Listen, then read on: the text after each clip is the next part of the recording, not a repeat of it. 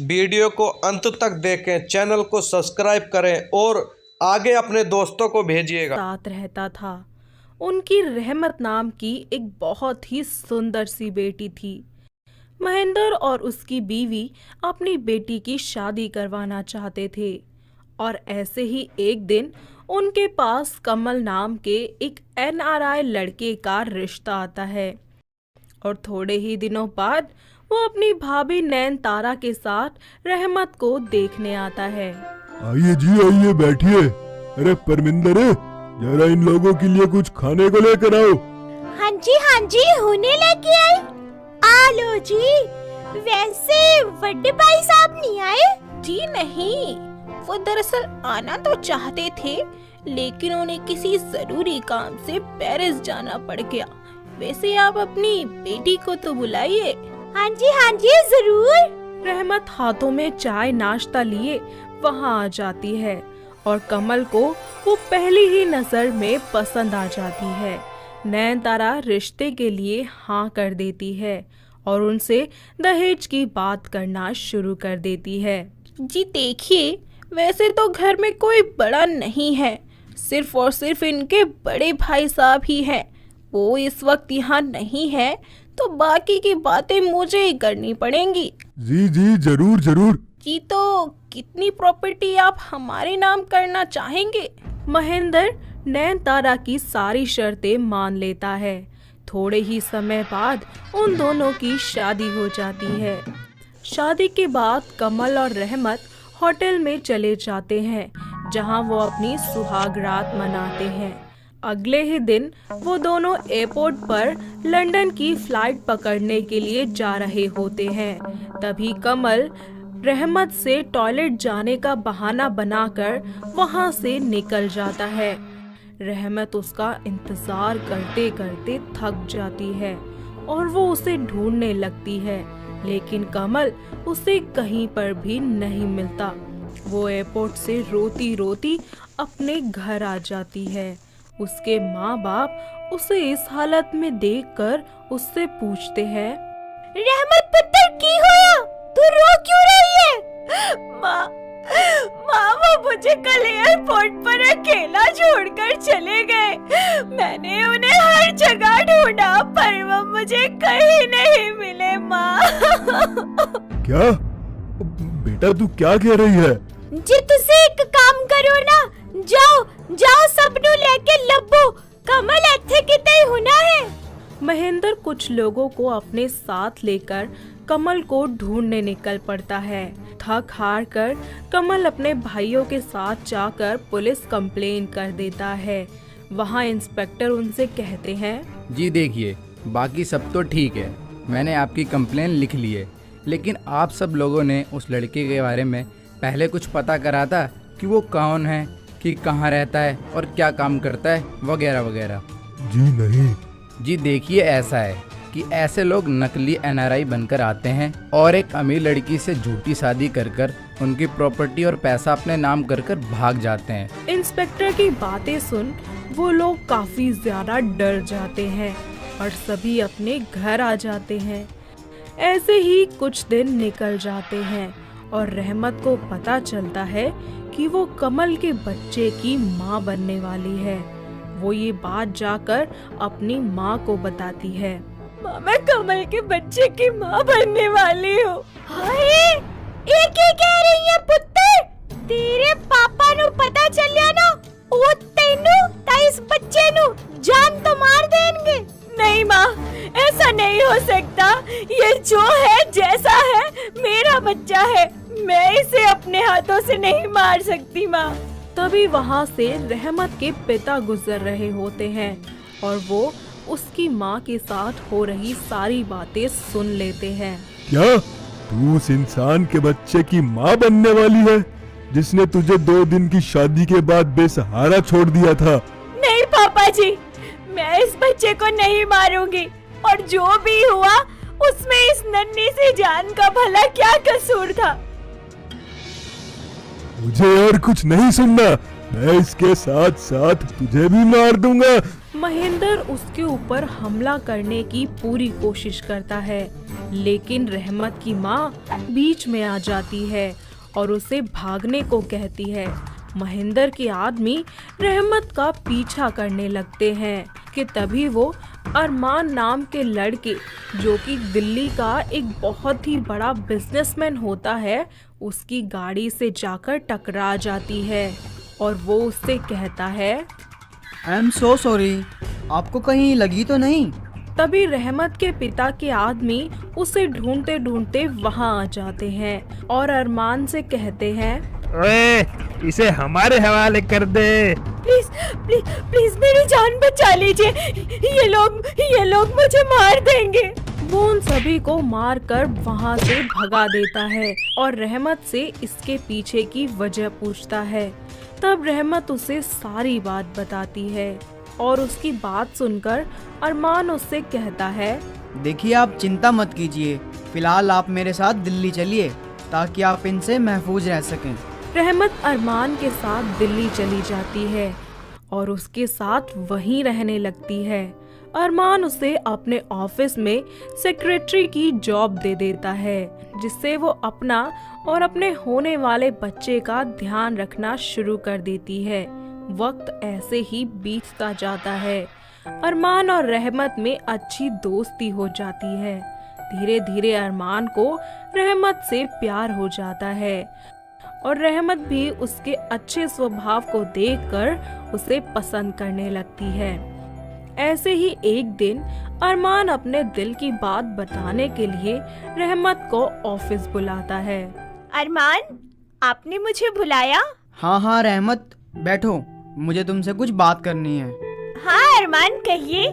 रहमत, बात ये है कि मैं तुमसे शादी करना चाहता हूँ। पसंद तो मैं भी आपको बहुत करती हूँ, पर मेरे पेट में पल रहा बच्चा, क्या आप उसे अपना नाम दे पाएंगे?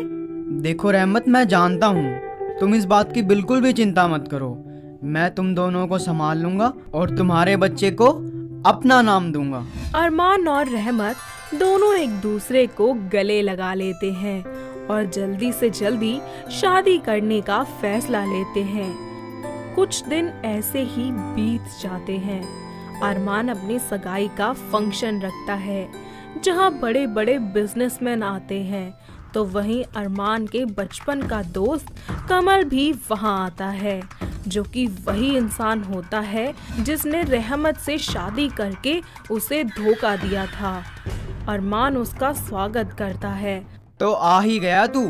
अरे अरे अरे, मेरे बचपन के दोस्त की शादी है भाई, आता कैसे नहीं।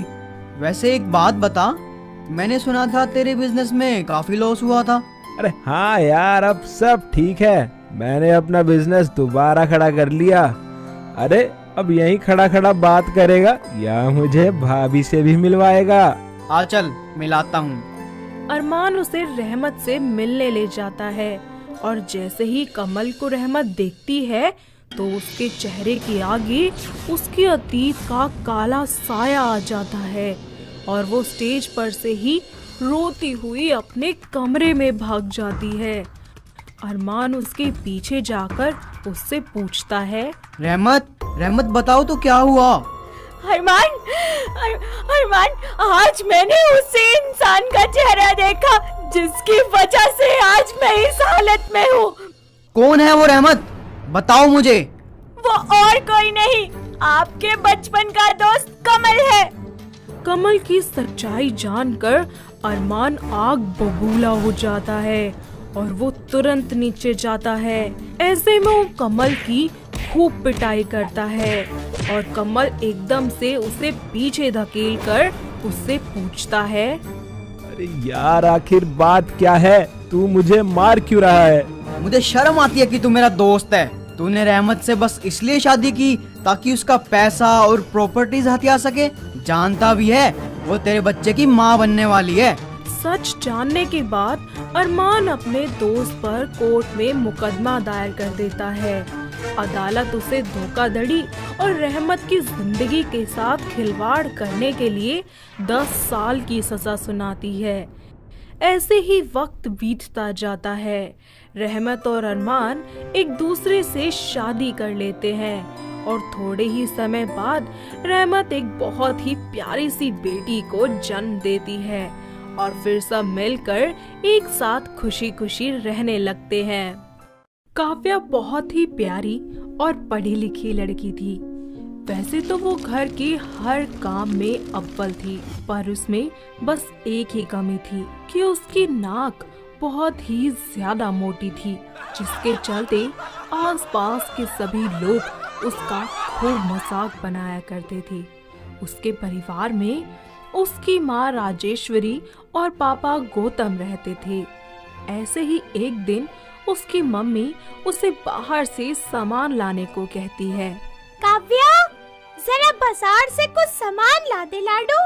नहीं नहीं माँ, मैं नहीं जाऊंगी, आप ही चले जाओ, मैं ना घर का काम कर दूंगी। क्या हुआ बेटा, तू ऐसे मना क्यों कर रही है? माँ, मैं क्या करूँ, आप ही बताओ ना। मैं जहाँ भी जाती हूँ ना, सब मेरी मोटी नाक को देखकर मेरा मजाक बनाते हैं। मुझसे ये सब बर्दाश्त नहीं होता। पर क्यों मेरे बच्चे, लोग तेरा मजाक क्यों बनाएंगे? क्योंकि माँ, मेरी नाक बहुत मोटी है, मैं नहीं जाऊंगी बाहर। बेटा, ऐसे थोड़ी ना होता है। अगर कोई कुछ बोले तो उसकी वजह से तू बाहर जाना छोड़ देगी। माँ, आप समझते क्यों नहीं है? बाहर जाऊंगी तो फिर से वही सब सुनना पड़ेगा। बच्चे, तू फिक्र मत कर, सब ठीक हो जाएगा। तुझे अपनी माँ पर भरोसा है ना? ठीक है, मुझे आप पर पूरा भरोसा है। ऐसे ही वक्त बीतता रहता है। एक दिन काव्या कमरे में बैठी अपने फोन में इंस्टाग्राम चला रही होती है कि तभी उससे विक्रांत नाम के लड़के की रिक्वेस्ट आती है, जिसे काव्या एक्सेप्ट कर लेती है और दोनों में बातचीत होना शुरू हो जाता है। साथ ही उनकी बातों और मुलाकातों का सिलसिला भी चालू हो जाता है। धीरे धीरे विक्रांत काव्या को पसंद करने लगता है। साथ ही उसकी मोटी नाक से भी उसे कोई दिक्कत नहीं होती। ऐसे ही एक दिन विक्रांत काव्या से सीसीडी में मिलता है। काव्या, मैं तुमसे अपने दिल की बात कहना चाहता हूँ। हाँ बोलो। काव्या, मैं तुमसे बहुत प्यार करता हूँ और तुमसे शादी भी करना चाहता हूँ। सच में विक्रांत, तुम मुझसे शादी करना चाहते हो? अरे नहीं, तुम्हारे पड़ोसियों से शादी करना चाहता हूँ। अरे ऑब्वियसली यार, तुमसे ही करूँगा ना। Will you marry me? Yes Vikrant, I will marry you. ये फैसला दोनों अपने अपने घर वालों को बता देते हैं और थोड़े ही दिनों बाद घर वाले आपस में बात करके उनका रिश्ता पक्का कर देते हैं। साथ ही विक्रांत और काव्या की शादी भी करवा देते हैं। शादी के कुछ दिन बाद सब कुछ अच्छा चलता है। काव्या अपने ससुराल की सारी जिम्मेदारियां अच्छे से संभाल लेती है। उसकी सास मालती अपनी बहू के गुणों से तो बहुत खुश होती है, पर जब भी वो उसकी मोटी नाक देखती तो उसका गुस्सा 7वें आसमान पर चढ़ जाता। ऐसे ही एक दिन काव्या की सास उस पर अचानक से चिल्ला पड़ती है। अरे बहू, ओ बहू, जरा एक कप चाय तो बना दियो। जी माँ जी, ये लीजिए चाय। छी, थू, अरे निकम्मी, ये तूने कैसी चाय बनाई है? बिल्कुल बकवास, एकदम तेरी नाक जैसी। माँ जी, ये क्या कह रही हैं आप? आप चाय का कंपैरिजन मेरी नाक से क्यों कर रही हैं? आई बड़ी, मैं सब कुछ कर सकती हूँ। अरे अपना नाक देख तू, ऐसा लगता है किसी ने दही भल्ले का भल्ला निकाल कर तेरी नाक पर रख दिया हो। माँ जी, ये कैसी बातें कर रही हैं आप? अगर मेरी नाक मोटी है तो इसमें मेरा क्या कसूर है? अरे और नहीं तो क्या हमारा है? तू जहाँ भी जाती है बस मेरी और मेरे बेटे की बेइज्जती करवाती रहती है। माँ जी, ऐसा कुछ नहीं है, आप तो मेरी अपनी है, कम से कम आप तो ऐसा मत कहो। चुप कर, पकोड़े जैसी नाक वाली, जा यहाँ से, सारा मूड खराब कर दिया। काव्या रोती हुई अपने कमरे में चली जाती है। शाम को जब विक्रांत ऑफिस से आता है और काव्या को उदास देखता है तो उससे पूछता है, काव्या, क्या हुआ तुम्हें और तुम इतनी उदास क्यों हो? किसी ने तुमसे कुछ कहा क्या? कुछ भी नहीं विक्रांत, बस ऐसे ही थोड़ी सी परेशान थी।